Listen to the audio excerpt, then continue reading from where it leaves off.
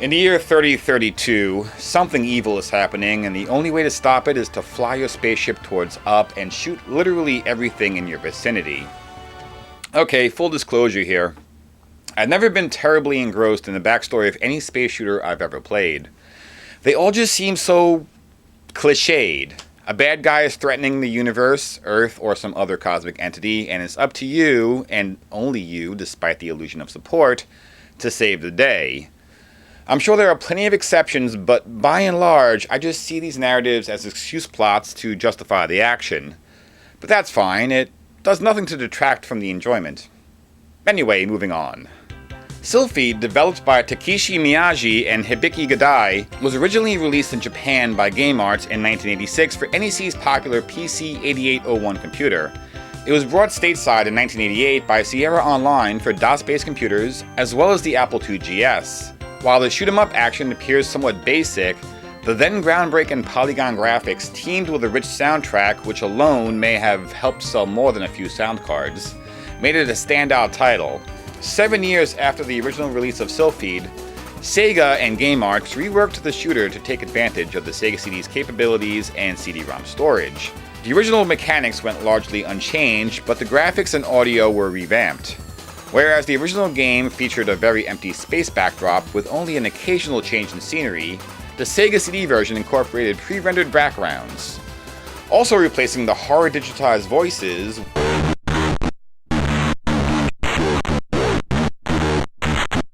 was some lively radio chatter.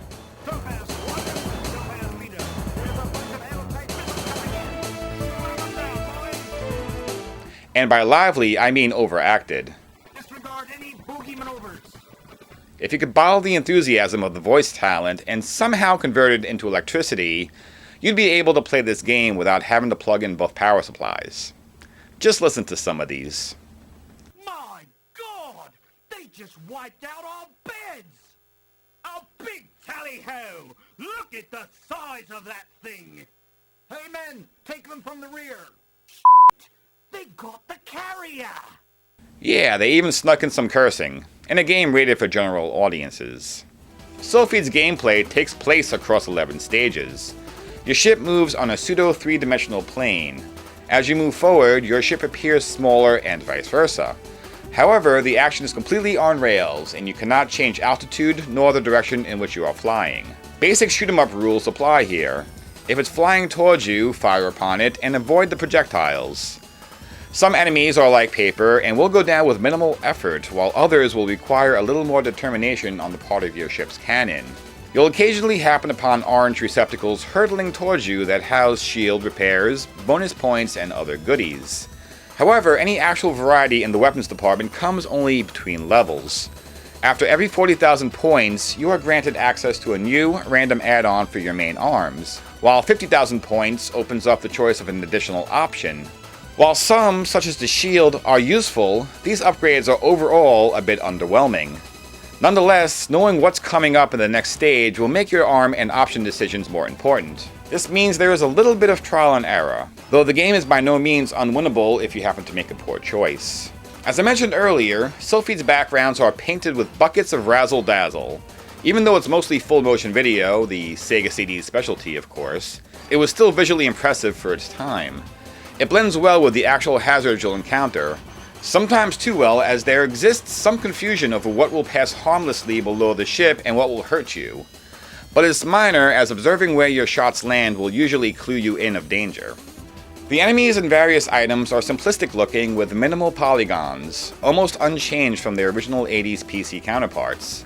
You may not notice this until you get to the boss battles, as the larger ships are unimpressive in both looks and personality. And the variety is a bit lacking, as you'll encounter many of these same bosses numerous times throughout the game.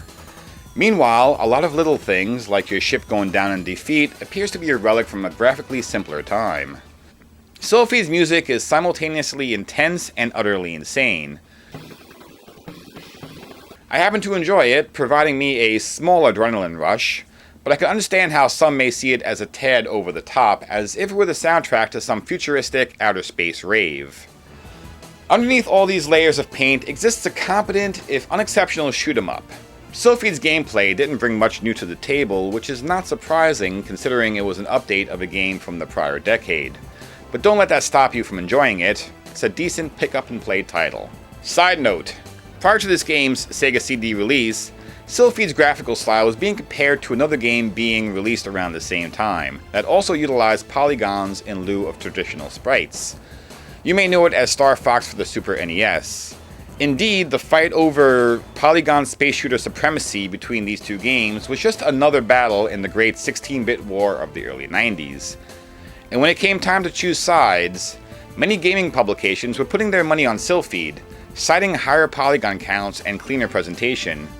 But as you may have already surmised, graphics are but a small part of the overall package, and Star Fox would emerge as the better game. Still, I enjoy having Silpheed around. Come for the action, stay for the nonsensical voice clips dripping in double entendres. Hey, bully for you. This was Dave for Game Break, disregarding any boogie maneuvers. See you next time.